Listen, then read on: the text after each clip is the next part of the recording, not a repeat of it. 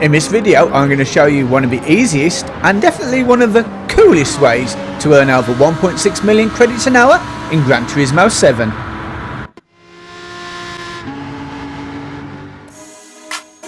And when I said cool, I was in fact referring to the car, and let's face it, there aren't many cars cooler than a Lamborghini, especially the Lamborghini Huracan GT3. One of the coolest cars ever made in my opinion, and even more so in that gorgeous livery. But now we've done fawning over the car, let's have a look at how we're going to tune it. Now, as for the build and tuning, this is definitely going to be one of the easy ones we've ever done. First of all, we're going to Le Mans, so we need to keep her under 700 pp. As for the things you want to purchase, there's not many. Racing wet tyres, racing hard tyres, they're the only two compounds you're going to need. Then you want a fully customisable ECU, the power restrictor, the ballast, fully customisable manual gearbox, and that is all you're going to need. So if you jump over and we take a look at the other row, as you can see, everything else on this baby is completely standard.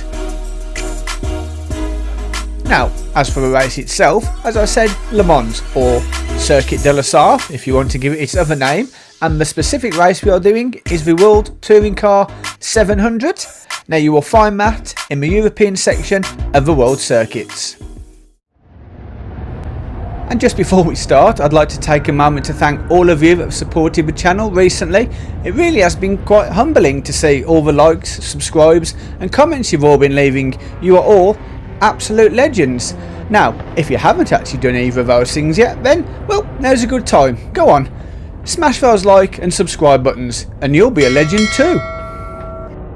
Now, as soon as the race gets underway, the first thing you want to do is adjust your fuel mapping or fuel map setting, and you want to set that to number 6. Now, yes, that will affect your initial acceleration a little bit, but don't worry, because as soon as this car starts to pick up some speed, it really does pick up some speed, and you will be going past the other cars very quickly, very easily. And by the time you come to the end of lap 1, you are going to be in the top 4 or 5 positions and hunting down the leaders. Well, told it was going to be easy. And we'll just put this little bit in fast forward, if for no other reason, and it looks quite amusing. But by the time you get halfway, 3/4 of the way through lap 2, you will be taking the lead of this race. And once you're in the lead, all you have to do then is just drive and keep an eye on the weather radar, because now we're just waiting for the rain. And for me, as usual, it was lap 2 or the end of lap 2 when the rain comes. So when that happens, pull into the pits, you want to put on your full wets and fill up your fuel to the max, because there's a good chance you're going straight to the end of the race on these tyres and on this tank of fuel. Now, you will probably drop a few places while you're in the pits, but don't worry about it, because as we all know by now, the AI in Gran Turismo 7 cannot drive in the wet, and you will soon make those places up very quickly. And let's be honest here, when the AI drive this badly in the rain, well, they are pretty much begging you just to take the lead of the race back again. In fact, it didn't take that long. To be precise, before we'd even finished lap 3, I was back in the lead, and don't worry, you will be too. Now, I'm going to skip ahead to the end of lap 4 here, whereas in my race I had to make a decision because it wasn't raining anymore, but the track was still very wet, so I decided to stay on the full wets. In your race, you'll have to make the decision yourself. If it's dry, then by all means swap back onto the slicks. Trust me, you're going to have plenty of time to do it, because as you can see, the AI is absolutely nowhere to be seen. In fact, probably the next time you'll see them is when you come up to lap them.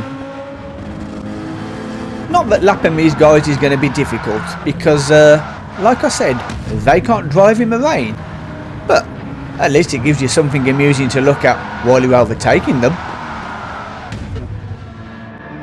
And once you've had enough laughing at the AI, it's time to finish the race. So, put your foot down, keep it on the black stuff, and head for that checkered flag. Now, do not finish lap 6. Just as you come to the end of the lap 6, pull up before the finish line. Do not cross it, because now we're just going to wait. No point in doing a whole lap 7, we don't need to. Why waste the time? We'll just sit here and wait for the timer to click down. And what you do while you wait is up to you. Me, I'm just going to speed it up a bit and enjoy watching the AI trying to unlap itself. And as soon as that magic 30-minute timer elapses, drive forward, cross the finish line and take that win. And what an easy win. Even after wasting all that time, we were still 3.5 minutes ahead of the opposition, and thanks to a very nice clean race bonus, we managed to get the full 825,000 credits. Now that was an easy race. Now, if you've enjoyed this video, please hit those like and subscribe buttons. I really do appreciate it, and I will see you guys in the next video. For more great videos like this one, follow this link. Thank you for watching, and I will see you in the next video.